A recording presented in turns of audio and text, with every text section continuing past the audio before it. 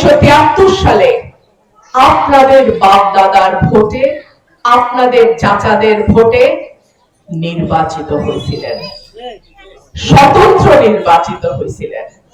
আমি জানি না বাপের মতোই বেটিরও কপাল কিনা, বাপও স্বতন্ত্র, বেটিও স্বতন্ত্র, জানি না, এটা সময় বলবে।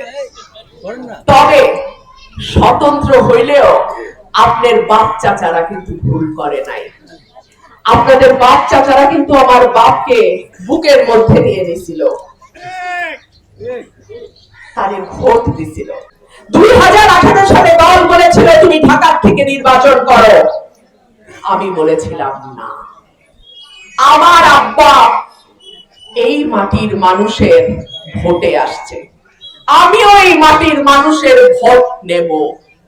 আল্লাহ যদি আমার তকদিরে রাখে, মানুষ যদি আমাকে ভালোবাসে, এই এলাকা থেকে আমি এমপি নির্বাচিত হব ইনশাআল্লাহ।